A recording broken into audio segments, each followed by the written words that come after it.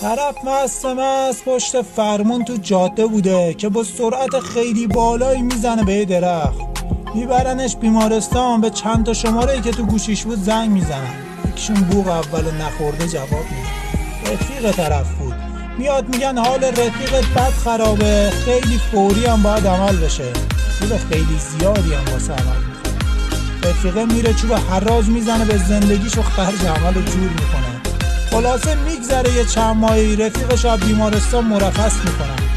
میاد بیرون میگه رفیق من از زندگی سیر شده بودم، فکر میکردم دیگه واسه هیچ کس مهم نیستم، واسه همین تا خرخره خوردم و با سرعت خیلی بالا زدم به درخت. وقتی فهمیدم تو چیکار کردی واسم، به کل نظرم عوض شد.